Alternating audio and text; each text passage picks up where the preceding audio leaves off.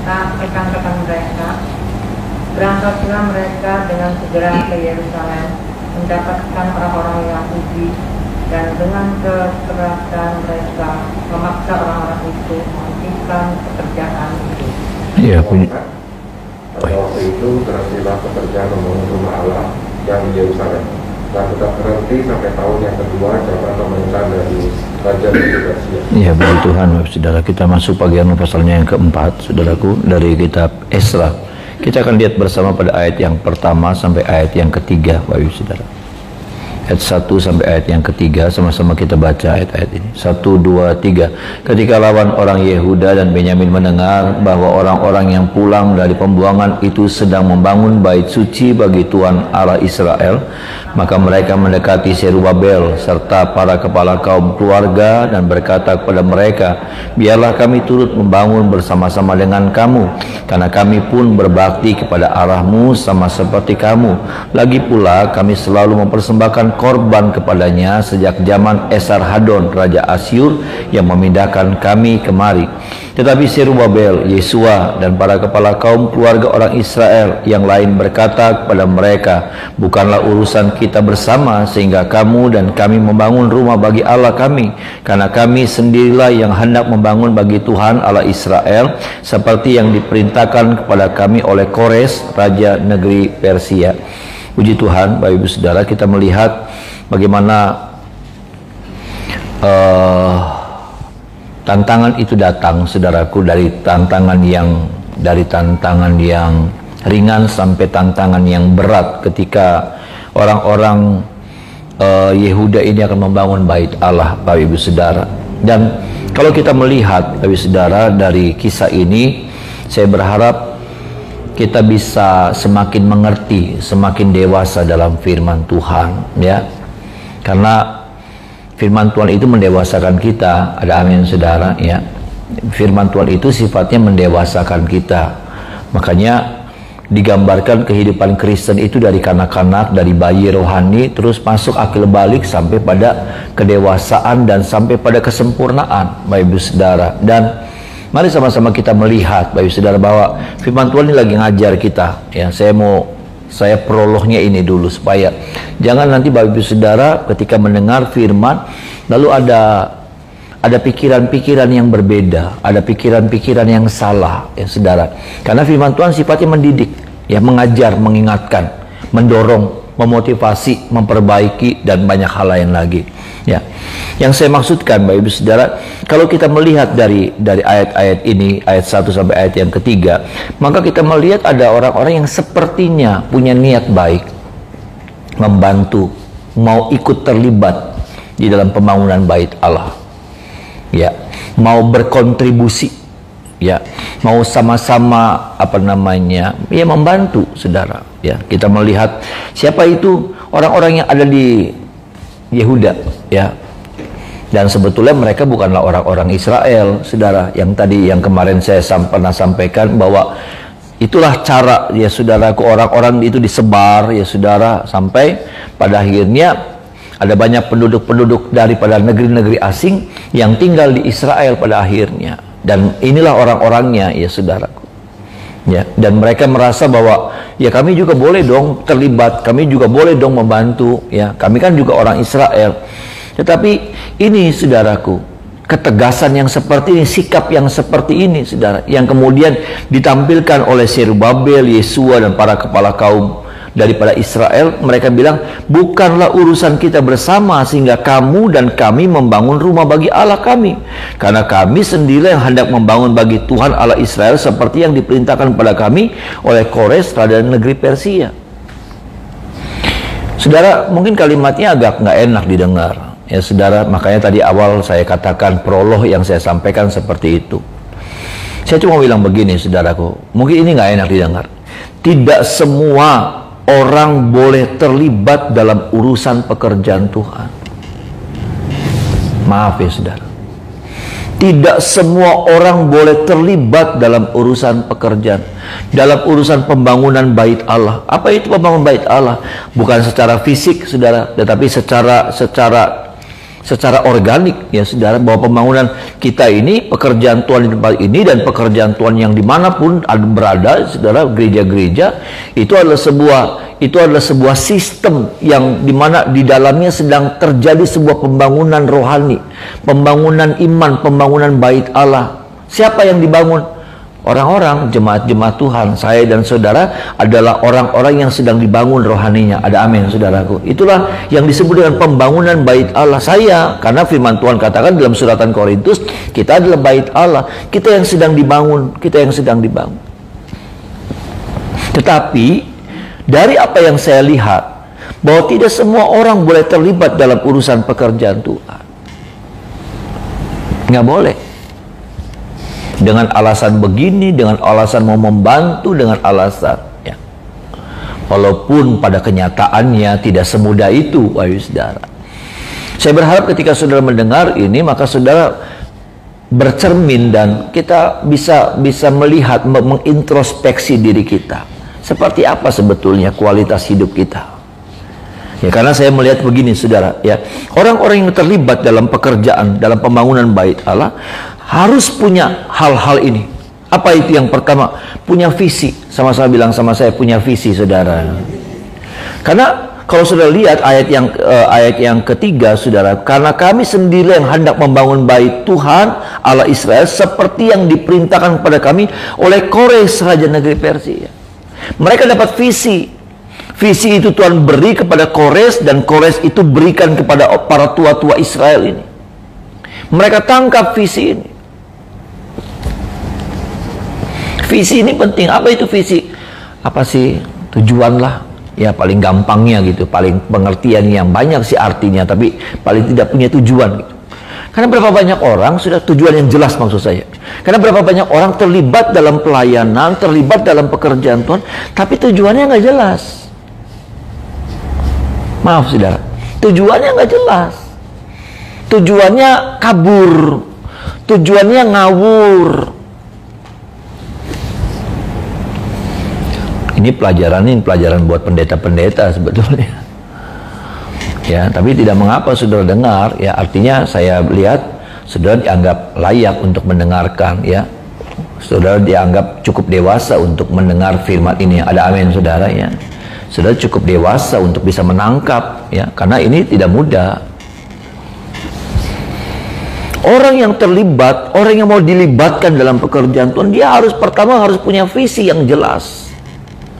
Dia harus punya tujuan yang jelas, bukan yang nggak jelas. Ada banyak orang yang terlibat dalam pekerjaan Tuhan, tujuannya nggak jelas. Tujuannya uang nggak jelas. Tujuannya kehormatan, kehormatan nggak jelas. Apa popularitas nggak jelas. Bukan itu orang terlibat dalam pekerjaan, bukan itu.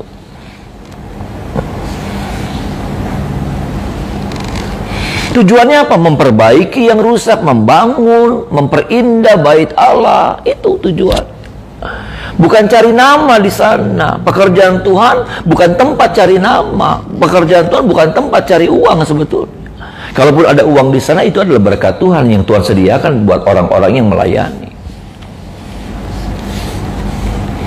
Bahwa setiap kita percaya bahwa orang-orang yang melayani Tuhan pasti dipelihara oleh Tuhan. Ada amin saudaraku ya. Dengan caranya Tuhan, saya dipelihara Tuhan lewat pekerjaan. Tapi saudara yang membantu pekerjaan Tuhan, saya percaya saudara juga diberkati lewat usaha, pekerjaan, bisnis, karir saudara. Lewat itulah Tuhan memberkati hidup saudara. Ada amin saudaraku ya.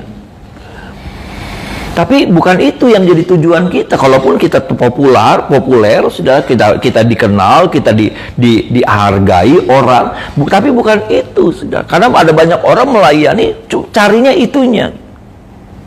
Pekerjaan Tuhan hanya menjadi apa ya? Menjadi kendaraan. Tapi tujuannya bukan untuk memuliakan, tujuannya bukan untuk memperbaiki bait Allah. Tujuannya bukan untuk membangun saudaraku, pembangunan bait Allah, bukan. Tujuannya apa? Popularitas. Hanya pekerjaan Tuhan dipakai jadi sebuah alat, jadi sebuah sarana, jadi sebuah kendaraan.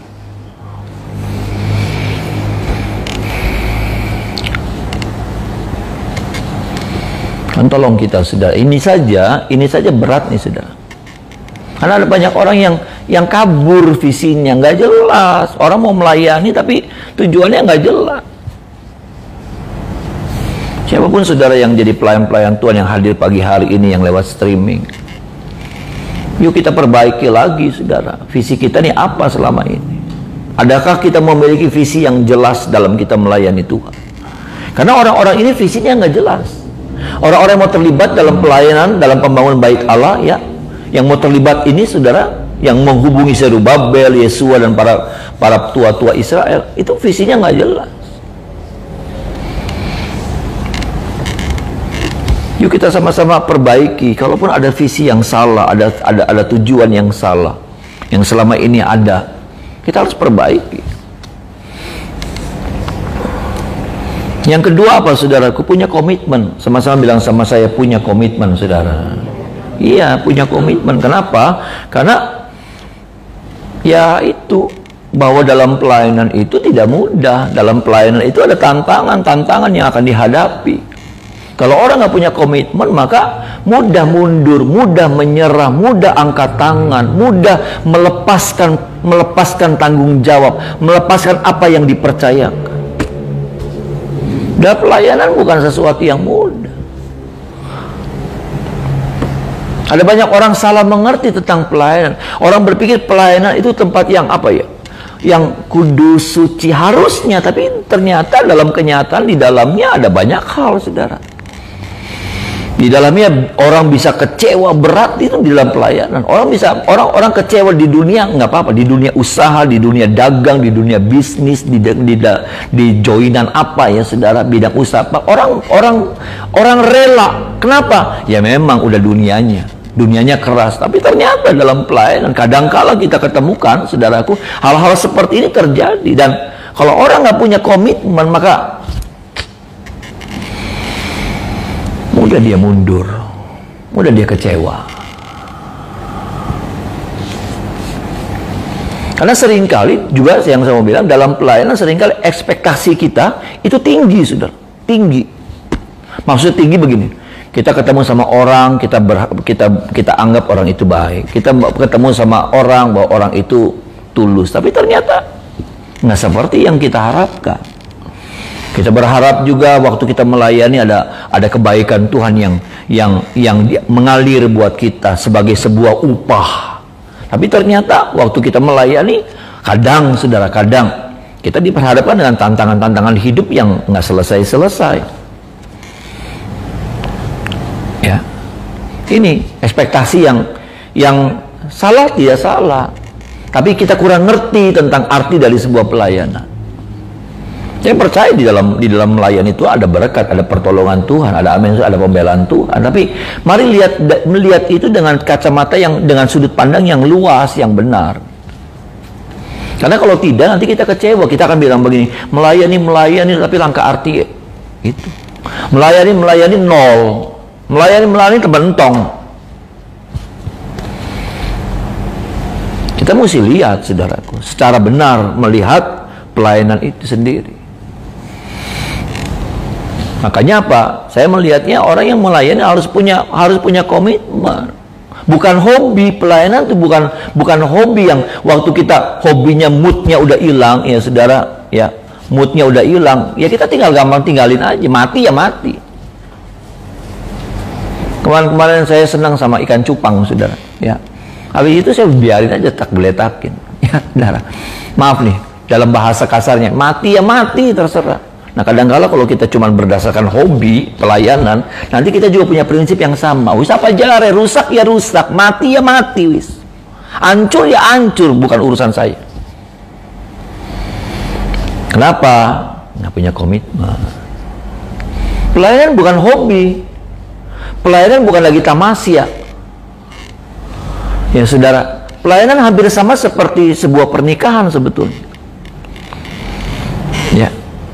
Itu pelayanan. Pelayanan bukan orang kayak lagi tamasya, lagi jalan-jalan. Pas sudah lagi bosen, aduh balik yuk, pulang yuk. Udah kelamaan. Kita udah rencana berapa hari, ya saudara, 5 hari 4 malam, aduh udah bosen, balik. Bisa sudah tinggalin aja hotelnya, hilang hotel 1 malam. Pelayanan nggak bisa. Pelayanan nggak bisa seenaknya. Pelayanan nggak bisa saya bilang begini, saya berhenti. Nggak bisa. Nggak bisa. Maaf nih saudara, saya harus jujur. Berapa kali saya mau bilang berhenti? Jujur saudara, berapa kali saya mau bilang berhenti? Nggak bisa. Satu saat saya pernah bilang sama Bapak Ibu Saudara, saya pernah sampaikan, satu saat saya udah nggak kuat. Saya pengen panggilin pelayan-pelayan, saya pengen panggilin koordinator dan majelis. Saya mau bilang begini, udah ya, ragatan saya ya, bisanan. Sungguh saudara, bisanan. Karena saya udah nggak kuat. Saya pengen pindah ke Soe. Betul saudara. Dan niatan itu bukan cuma sampai di sini, tapi niatan itu sudah ada di sini. Udah sampai di sini nih. Dan sebentar lagi tenggelam. Tapi satu hari waktu saya berdoa, waktu itu masih ada doa berantai, masih ada menara doa. Waktu itu saya berdoa, saya lagi nyembah enak-enak saudara. Saya lagi menikmati hadirat Tuhan. Di saat itu Tuhan bicara sama saya. Saya minta ampun sama Tuhan. Saya melayani lama. Waktu itu ya sudah hampir 30 tahun. Waktu itu ya sudah hampir 30 tahun. Tapi pengertian seperti itu saja saudaraku. Bahwa seorang pelayan Tuhan tuh harus komitmen sampai mati gitu. Itu masih goyah.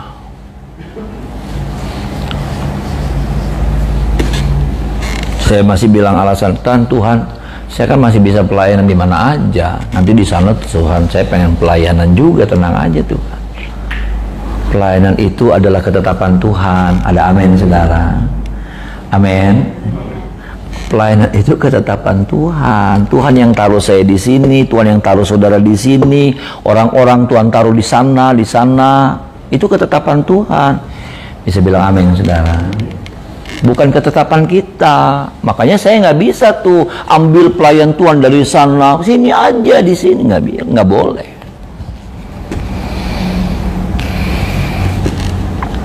Kalau kita ngerti pelayanan, maka kita akan menghargai dan berhati-hati waktu kita melayani Tuhan.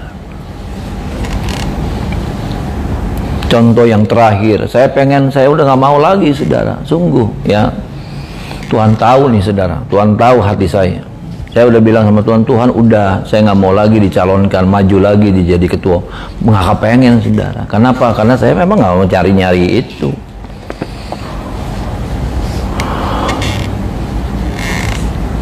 Buat saya jadi gembala itu sebuah anugerah Tuhan dan saya menikmati. Kenikmatannya saya nih di sini saudara. Saya banyak saudara, banyak yang mau undang saya. Banyak sekali yang mau undang saya pelayanan Jakarta apa gitu. Apalagi ya teman-teman di Jakarta ya banyak sekali. Enggak, saya nggak mau. Saya cuma punya alasan, saya nggak bisa kalau khotbah di luar, saya kaku, saya keder ya saudara. Dan memang betul saudara, saya kalau khotbah di luar tuh kurang nyaman gitu, nggak pede ya. Yang bagus sih saudara, karena kalau enggak kan minggat terus ya saudara, saya hilang terus ya, ucul ya. Dan saya bilang, Tuhan udah, Tuhan saya nggak mau lagi. Tapi Tuhan ingatkan saya saudara ya, terlepas nanti menang atau kalah, saya juga nggak ngerti saudara ya. Nggak ngerti menang atau kalahnya nanti tanggal 22 doakan ya Bapak Ibu Saudara supaya semua berjalan lancar. Amin saudara. Saya minta tolong bantu doa ya saudara, karena ini COVID berkembang ya saudara dan macam-macam ya saudara. Tapi saya percaya Tuhan tolong supaya semuanya dilancarkan sama Tuhan ya. Dan saya nggak punya kepastian. Tuhan juga nggak bilang kamu pasti menang, enggak. Tapi yang Tuhan bilang sama saya, kamu tetap harus maju. Kenapa? Karena kamu adalah hambaku, hamba Tuhan. Apa itu artinya? Yang saya tangkap hamba Tuhan, hamba itu nggak boleh menentukan apa yang jadi maunya sendiri. Hamba tuh nggak boleh, kalau pembantu boleh, tapi hamba dalam pengertian Alkitab itu doulos. Apa itu doulos? Doulos itu budak. Budak itu nggak bisa bilang begini, Tuhan pray dulu ya Tuhan, besok nggak masuk dulu ya, liren dulu, nggak bisa. Tuhan saya nggak mau ngerjain ini, yang lain aja, nggak bisa. Itu budak. Budak nggak punya kuasa untuk berkata seperti yang dia mau. Tuhan cuma ingatkan itu sama saya. Saya pengennya nggak mau lagi, saudara. Sungguh, Tuhan tahu. Pegel. Apalagi selama saya menjabat, ada banyak hal yang saya alami. Capek batin. Saya belajar untuk kasih yang terbaik. Saya belajar untuk jujur. Saya nggak mau sudah pakai duit. Malu-maluin Tuhan, malu-maluin jemaat kenduruan. Ya saudara, kalau saya pakai kemana, bukan pakai duit tapi pakai fasilitas tuh saudara. Dan duitnya juga cuma berapa? Duit juga nggak banyak. Saya kalau kemana-mana pakai uang sendiri. Ya, itu pun sudah diisukan saya banyak pakai duit katanya. Saya cuma bilang, ya dibuktiin aja kan ada catatannya, nanti dilihat. Kalau perlu ambil itu tuh, ambil yang suka meriksa tuh akun audit, panggil audit, gampang ya saudara. Kalau nggak kenal sama auditor, saya ada tuh kenal auditor, ya. Auditor dari PwC internasional yang nanganinnya perusahaan-perusahaan gede, beli kuat bayar ya saudara. Ini saudara, ya, hamba komitmen itu kayak gitu. Komitmen tuh saudara nggak bisa menentukan apa pengennya. Bubar, wisana, nggak bisa. Saya ingat papa saya saudara, dalam kondisi apapun juga, papa saya nggak mau tuh tinggalin pelayanan, nggak mau tinggalin tugas. Satu saat papa saya kaki udah bengkak, nggak tahu asam urat atau rematik. Zaman dulu kan orang lebih kenalnya rematik ya, saya pikir sih asam urat kayaknya. Kaki bengkak, pakai sepatu nggak bisa, sendal aja juga udah kaki diseret-seret. Dia datang, saya belajar itu, saya lihat itu hamba Tuhan.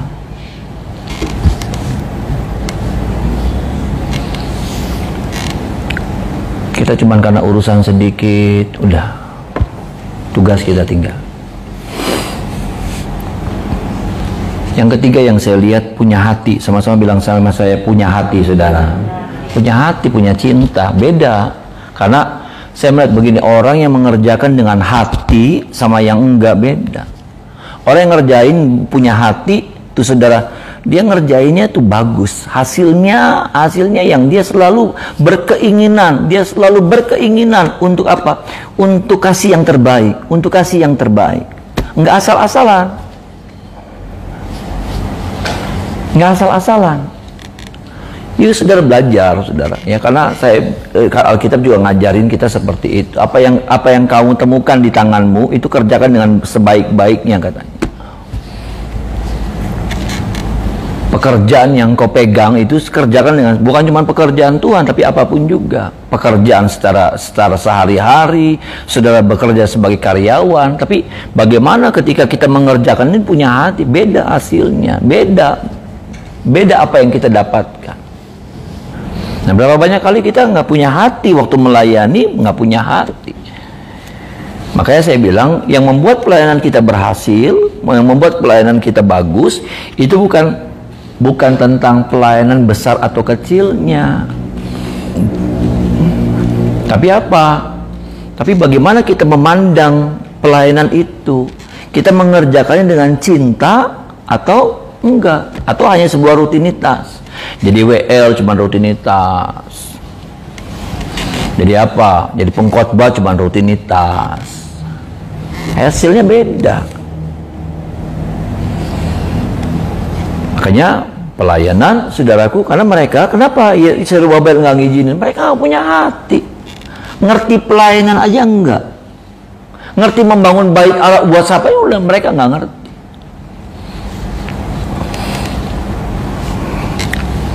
Ini saudara ya, jadi saya berharap ketika Bapak Ibu Saudara rindu melayani Tuhan, maka milikilah ini, punya visi, punya tujuan yang jelas, punya apa, punya komitmen saudara. Sehingga ketika saudara menghadapi tantangan, pergumulan, masalah, dikecewakan dalam pelayanan, nggak gampang mundur, nggak kabur, nggak lari, nggak lemparin itu pelayanan, gubrakin itu pelayanan, tapi dikerjakan. Dan apa dikerjakan dengan apa? Dengan punya hati, dengan cinta. Ada amin saudara ya. Bagian yang terakhir yang saya mau sampaikan juga, ayatnya yang ke 23. Sama-sama kita baca ayat 23. 1, 2, 3. Maka setelah salinan surat Raja Artasasta dibacakan kepada Rehum dan Simsai panitera serta rekan-rekan mereka, berangkatlah mereka dengan segera ke Yerusalem mendapatkan orang-orang Yahudi, dan dengan kekerasan mereka memaksa orang-orang itu menghentikan pekerjaan itu. Saudara, ini bahwa ada tantangan, bahwa di dalam pekerjaan Tuhan ada masalah ya saudara, bahwa dalam setiap perbuatan baik yang saudara kerjakan juga ada tantangan, ada masalah. Perhatikan nih saudara, karena kadang-kala kita bilang begini, Tuhan saya kan lagi ngerjain yang baik, tolong dong selesaikan, tolong dong beresin, tolong dong singkirin itu rintangan-rintangan di depan saya. Yang saya lihat pekerjaan Tuhan itu, pembangunan itu berhenti. Itu yang saya nggak bisa masuk akal. Berhenti. Tahukah saudara, pembangunan itu berhenti. Berapa lama pembangunan itu berhenti? 15 tahun. Jadi catatan saya bilang begini, dari tahun 535 kembali dibangun di tahun 520, artinya 15 tahun. 15 tahun berhenti. Pembangunan itu berhenti. Yang saya bingung, saya percaya mereka berdoa, Tuhan gagalkan, karena orang-orang ini kemudian kirim surat sama raja, memfitnah, memanas-manasi raja, sampai akhirnya raja siapa ini? Raja Artasasta kalau tidak salah. Raja Artasasta bikin satu dekret, saudaraku, dekret baru, ya. Kan yang suruh mereka kan bukan Raja Artasasta, saudaraku, ya, bukan Raja Artasasta, tapi Raja Kores. Tapi ketika pemerintahan ini berganti, saudara, Persia berganti raja Artasasta kemudian tidak ngerti, lalu kemudian dikirim surat sama orang-orang yang ada tinggal di Israel, saudara, ya, orang-orang asing ini, lalu dihasutlah, ya sudah, difitnah lah, sampai Raja Artasasta bilang, diberhentiin. Saudara, kita akan hadapi yang begini. Dalam kita mengerjakan yang baik, kita akan menghadapi yang namanya tantangan. Tantangan yang tidak mudah. Ya, tantangan yang mengecewakan. Tantangan yang nggak ngerti, buat kita nggak ngerti kenapa gini. Ya kan? Sama waktu saya membaca ini juga, saya melihat, kok Tuhan kok diem sih? Maaf nih saudara. Mungkin pertanyaan sama juga ada sama saudara. Waktu saudara melakukan yang baik, ketika saudara lagi maju, melayani, ketika saudara lagi berbuat yang baik, ya, pekerjaan saudara, tapi ada hambatan.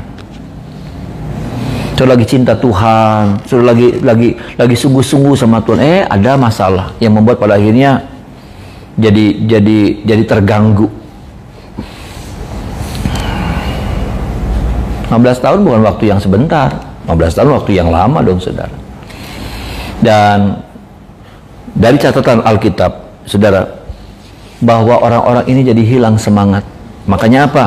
Muncul ada Nabi Hagai dan Nabi Sakaria yang menyemangati mereka lagi. Ayo bangun lagi, ayo bangun lagi, ayo bekerja lagi. Seringkali yang saya bilang, tantangan itu membuat kita jadi hilang semangat. Ya, saudara ingat kitab Hagai, bagaimana kitab Hagai bilang, ayo ini saatnya membangun, tapi mereka bilang begini, belum saatnya. Kenapa? Semangat mereka sudah hilang. Antusiasme mereka sudah hilang, sudah pudar. Saya cuma bilang begini, mungkin hari-hari ini tantangan yang sama sedang terjadi. Dan tantangan itu sudah berjalan beberapa bulan, mungkin beberapa tahun. Dan ada orang-orang yang sudah surut semangatnya. Bahkan ada orang-orang yang sudah mati semangat. Firman Tuhan datang sama kita, bangkit lagi saudara. Ada amin saudara ya. Semangat lagi. Ya, semangat lagi. Ya. Segala sesuatunya saya percaya seizin Tuhan. Ada amin saudaraku. Bahwa ini Tuhan izinkan. Ya, berhentinya pembangunan bait Allah juga Tuhan yang izinkan, bukan karena maunya arta sasta, tapi memang Tuhan izinkan terjadi, berlaku atas mereka. Karena buat saya mudah sekali saudaraku Tuhan mengubah hati seseorang. Ada amin saudaraku. Tuhan bisa rubah hatinya Kores, raja yang gak ngerti Tuhan, tapi dia digerakkan hatinya sama Tuhan. Nggak ada masalah, nggak ada yang tidak mungkin bagi Tuhan. Tapi kalau sampai terjadi sesuatu, itu atas seizin dan sepengetahuan Tuhan. Ada amin saudaraku. Dan saya percaya ada maksud di balik semuanya itu. Ada maksud segala sesuatu tantangan yang terjadi dalam hidup saya, dalam pelayanan saya, ada maksud Tuhan. Apakah itu masalah itu seringkali bukan tentang apanya, tapi menggarap karakter kita. Untuk karakter kita semakin baik lagi. Untuk karakter kita semakin dibaharui lagi dari sehari ke sehari. Yuk Tuhan tolong kita Bapak Ibu Saudara ya. Kiranya Tuhan mampukan kita. Ada semangat-semangat yang pudar, tapi kita belajar mengerti bahwa waktu Tuhan adalah waktu yang terbaik. Ada amin saudaraku ya. Bahwa di dalam semua masalah ada Tuhan yang terlibat. Untuk apa? Untuk mendatangkan kebaikan buat saya dan saudara. Itulah bahasa iman. Dan bahasa itu yang harusnya ada di mulut kita, adanya di pikiran kita, di hati kita. Sehingga kita jadi mengerti saudaraku. Ya, kita punya bahasa yang kuat. Kita bukan jadi orang yang nggak ngerti, jadi bodoh saudara. Dibingungkan oleh situasi yang berubah-ubah.